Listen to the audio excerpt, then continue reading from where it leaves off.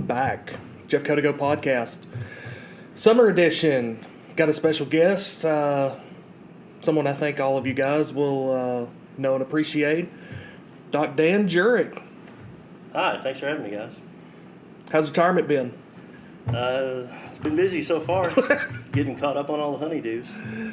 I mean, that's pretty much life now, isn't it? Yeah, unfortunately, yeah. Would you rather be doing honeydews or still school objectives, or you thinking about a comeback? Well, I'm going to probably come back in a limited capacity just to be able to help out the new athletic trainer they're going to bring in.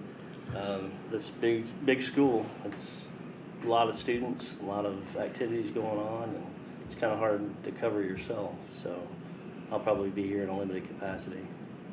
Of course, we got your son here, Bryson Jurek, director of all social communicative abilities. I'm getting rusty. You're getting. On this. I mean, I think you've run out of things to say at this point. Yeah, you used them all. I think I have. Bryson, how special is it to have your dad on here?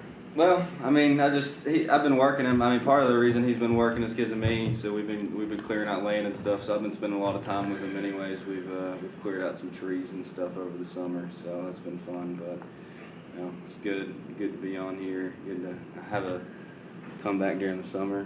Let's get going. If it's your son that's got you doing stuff, can we really call it honeydews? Well, it's a little bit of both. Okay. She's occupying most of the force and most of the time. Okay. It's, at 7:00 in the afternoon after everything's over, I'm like, hey, let's go cut down this tree real fast and get it done. Obviously, when we were talking about it just before we got on here, I know we talked about it at a soccer match earlier in the year. Been here for a long time. What was it that we nailed it down to? The school's been open for almost 50 years, and you've been here for how many of them? 31. Wow. Majority. Obviously seen a lot of things. I mean, what can you say about your time here at Jefferson County? Well, it's a special place. There's no doubt. I actually was going to use this as a stepping stone to get back to college, but when I got here, the people were great. They treated me like gold, and I just fell in love with the place. Never thought I'd spend my whole career here, but it was hard to leave. It still was a little bit hard to leave. I put a lot into this place. And luckily, they're going to give me an opportunity to come back and, like I said, help out in a limited capacity. So I'm not totally out of it yet. But it's been a very special place. Great people. I've had great athletic directors I've worked with, starting all the way back with Bill Corals and, of course, Craig Kisbeth, great man. Randy Rogers came in and did a fantastic job as AD, and now, of course, he's our principal. And Gaines Cox, he's been phenomenal the last few years. So I've had great support, and that's a big reason, too, why I've been here. It's not just the community and the kids, it's also the support you get here at this school. Fantastic people. You talk about, you didn't necessarily see yourself being here the entire time of your career. I mean, how did you come across Jefferson County? Well, that's kind of funny. When you come out of college and you're so used to working with college athletics, you think, well, that's what I'm supposed to do. But then I never really thought about going into high school, even though I majored in education when I was in school. I never really thought about being full-time at a high school. But Rick Bond, the trainer that was here before me, we just so happened to have a conference up in Gatlinburg that year.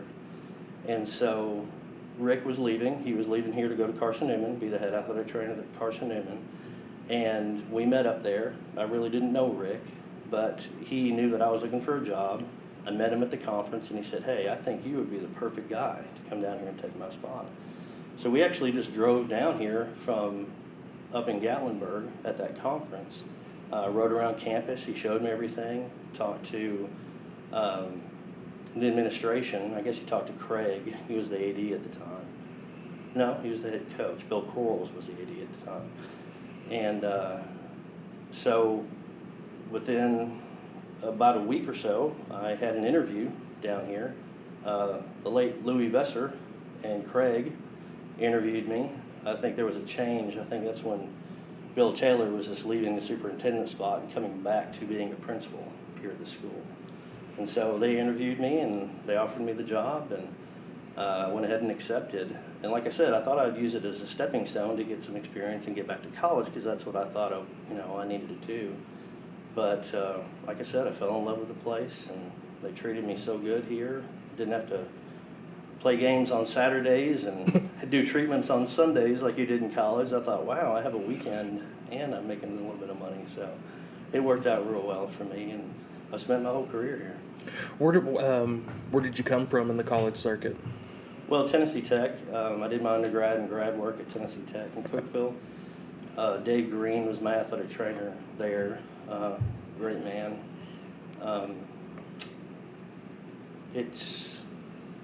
I spent 7 years there doing undergrad and grad work.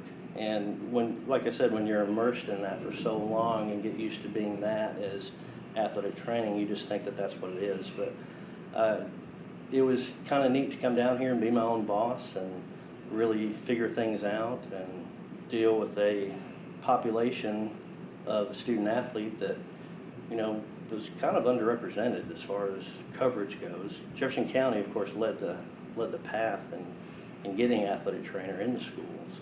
So I was very fortunate there. I came here, and like I said, Rick Bond had been here before me, and there were several that were here before him, and they already had an established training room, and we're very committed to having good athletic training coverage here.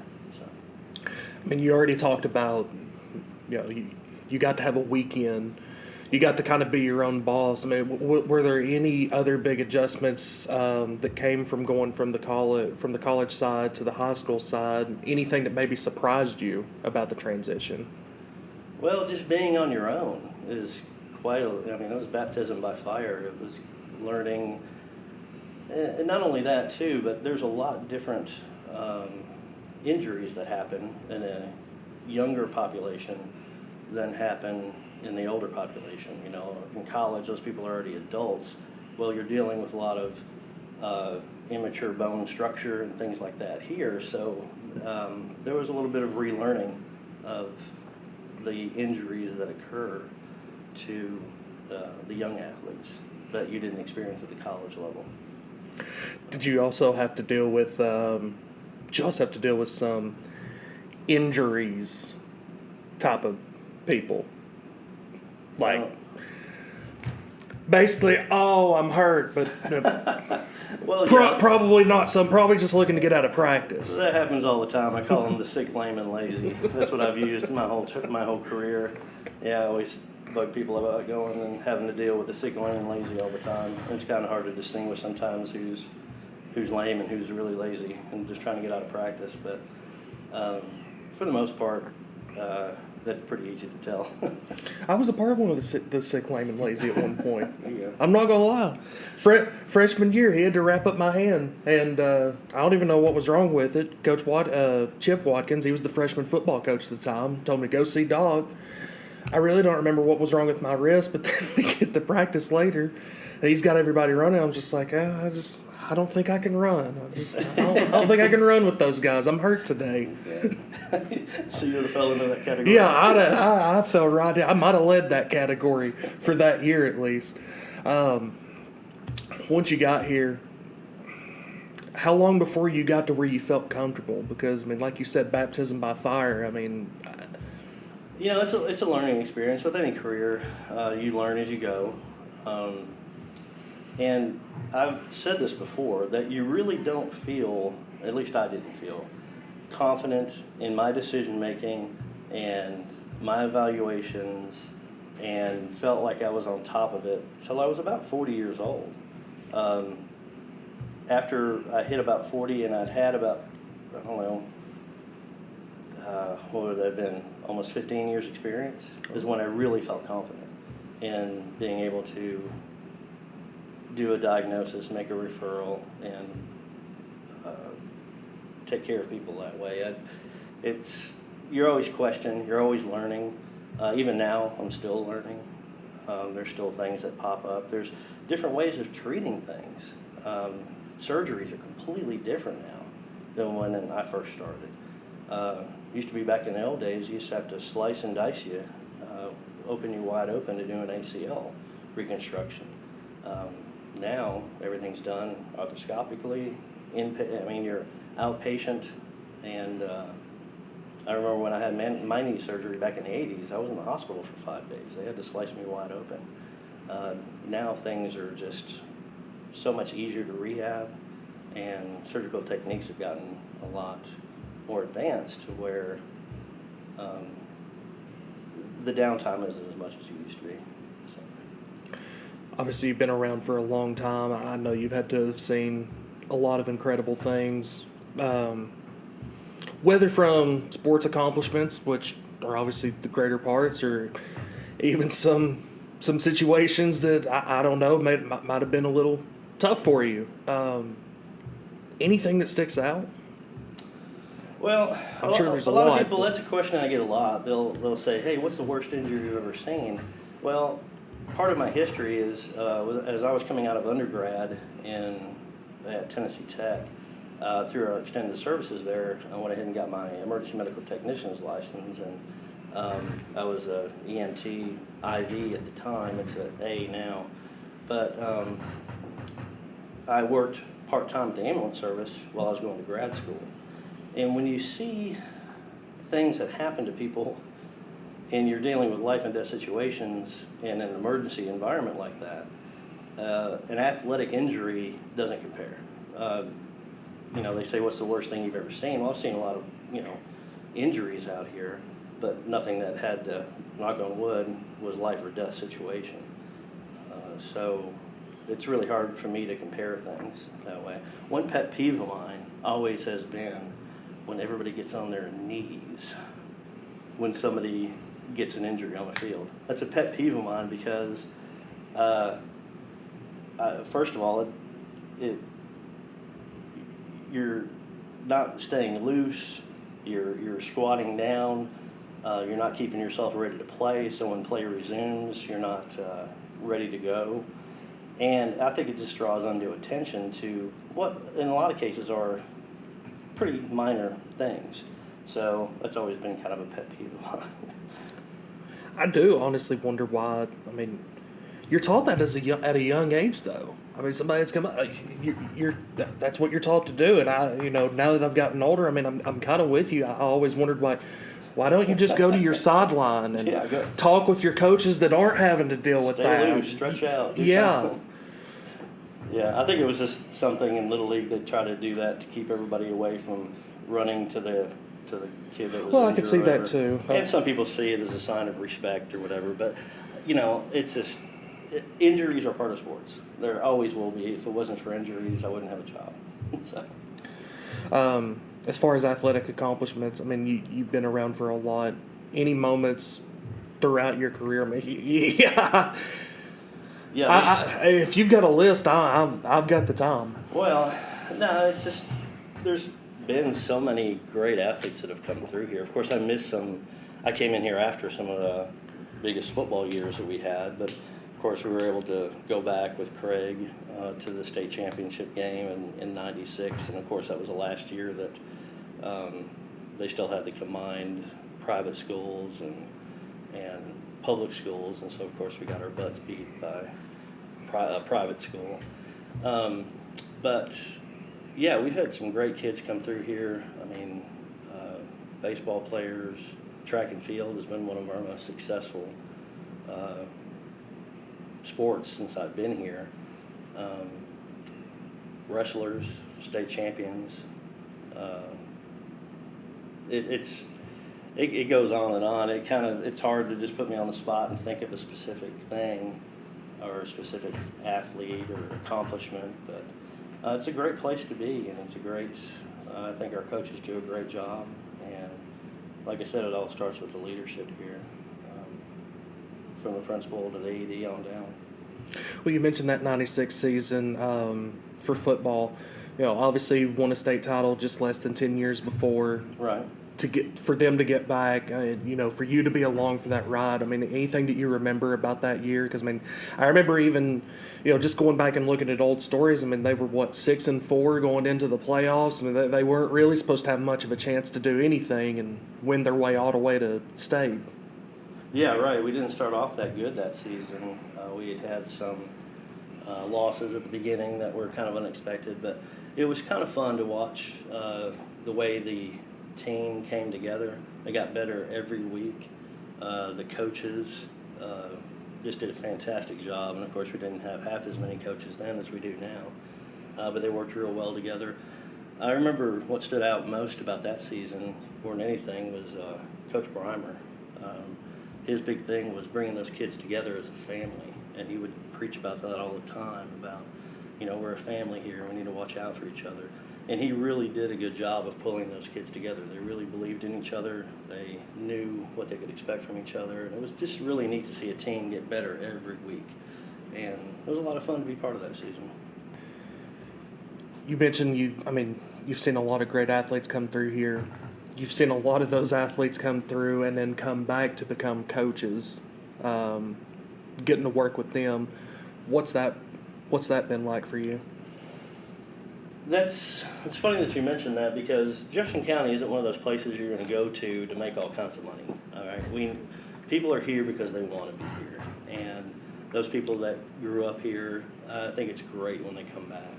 I remember Coach Riley was the first athlete I ever had an argument with. He was actually a junior in high school. And of course he's still got the same mentality now. He's just all gung-ho. And he was a junior. Then I got a chance to see his daughter come through here and go on to do great things. Of course, you got so many returning people, I can't even think of them all. Of course, Bryson coming back to coach golf. And we've just had so many that have gone through this system and then have come back because they know it's a special place.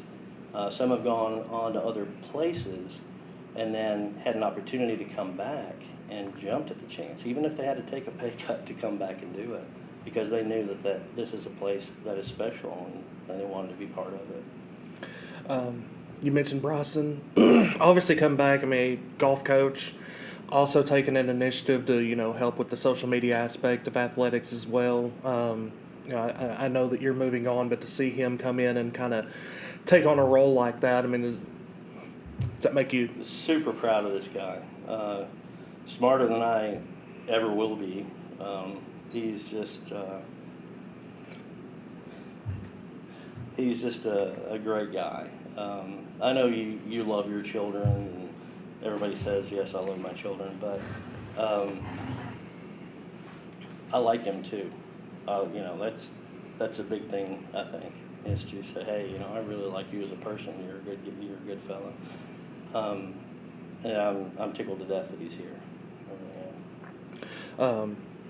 Bryson, what do you remember growing up? I can assume that you were around for a lot of... I don't even know where to narrow it down. I've been here since I was born. I've been here longer than most teachers who've been here that are almost at retirement age. I'm 25 and I've been here for 25 years. So I think there was only maybe... You tell me he's got a baby in one arm and he's wrapping the kid's ankle with the other arm? Yeah, basically. I was just running around. I'd be picked up from elementary school. I'd come here and I'd go shoot basketball in the gym. I was here for every in-service day. I was here. Even some of my friends who were teachers, one of my good buddies that played on the golf team with me in high school, his mom was a teacher here, and since we were 5 years old, we were out in the gym shooting basketball and things like that, and he's going to be one of my groomsmen at my wedding coming up soon. So, it's been here for a long time, and I'm going to be here for, I guess, 25 more years.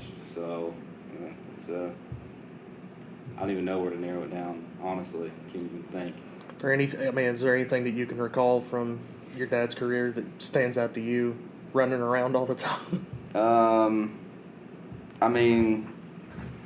Geez. I'm going to have to think. I feel like I was never in the career aspect just as part. I mean, I was just a little kid, so I'd just be running around playing. You know, somebody was out there in the football field, I'd be throwing football with them.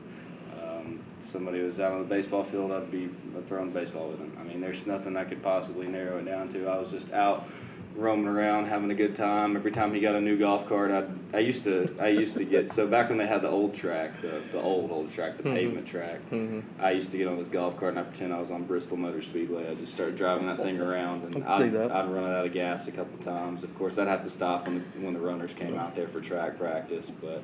Delosier chase you off? No, actually, I did have one run-in with Delosier, though. I was actually going out to ask him for help with math homework, and I ran in front of one of the relay teams, and I had to dart out of the way real fast. I think I was in early middle school for that one, so I was old enough to know better, but I wasn't paying attention. Dan, I mean, I've got a daughter that's growing up now, and I took her to a softball game with me towards the end of the year because I didn't have anybody else to watch her at the time. Of course, she only had to stay for 10 minutes before her mom picked her up, but that felt special. Did it feel? I mean, how special did it feel to just kind of? How did things change for you when Bryson came along? I guess when kids became a factor. Well, the fun thing about it is I was able to bring him along, and he was able to. Everybody accepted him real well when he was younger. Just there's a lot of teachers who get involved in activities around here, and they bring their children along with them. I was fortunate enough to have a job to where I could bring him along, and he would like to watch the sports and things too. So it gave me an opportunity to spend more time with him than I normally would have been able to. And so I guess that's kind of special that I was able to do that, and he really felt comfortable with this place. Wasn't worried at all about coming here. He'd been here all his life, so I think it helped him to get a little bit more involved in doing things like this and participating in some of the other activities because he's been seeing them all his life and seeing how much fun they are. So. He mentioned the golf carts. I mean, did you have him shake them down before you would get into them? Or? No, but he sure did run the wheels off of some of them, that's for sure. Yeah, and we take them home during the summer, and I'd burn the grass dead from driving around in those things too. I learned to drive when I was like 8 on the golf carts. I used to come out here and shoot off these little model rockets that we had, and they were about a foot and a half tall. We'd light them up on the football field, and sometimes they'd land on the roof, so we'd have to go and find the service ladder and get on the roof and go get them. That was always a good time. That was before we had turf, though. We can't burn a hole in the turf now. So. We talked about players and coaches that have come and gone. I mean, this campus has grown so much. I imagine since the first time that you stepped foot on it. How have you seen that? I mean, just through your eyes. I mean, take me back to when you first got here. And how it's grown since. It has. It's been good. I mean, we actually are still kind of behind as far as some of the facilities that some places have, but the facilities we have, I think we do a real good job of keeping up with them, and things have expanded a lot. When I first got here, I really wasn't working quite as hard or spending quite as many hours because we've expanded a lot of sports teams. I mean, when I first came here, we only had a club soccer team that was co-ed. Now we've got 2 soccer seasons with all the games and the JV games and everything too. Same thing with all of our other sports. We've expanded into a lot of JV activity, a lot of freshman activity. So there's a lot more activity going on now than there was then. So they've been kind of slowly boiling the frog is how I like to say it, adding a little bit here and there over the last several years. So it's gotten to the point where my stamina is just not there anymore. Being in the classroom in the mornings and being at athletic events in the evening, all the way up till 9, 10 o'clock sometimes. Those are long days. I mean, 12-hour day was a normal day. It's not unusual to run into 16 and even 18 hours on a Friday night when we have to travel somewhere. So I definitely put some hours in around this place. I've been here a lot. You gonna miss those Friday night trips to Johnson City and Kingsport? No. I mean, maybe we could go back to Ray County. I tell you what, I mean, I'll obviously, miss the camaraderie of being with the coaches and being with the kids, and they're just a special bunch of people.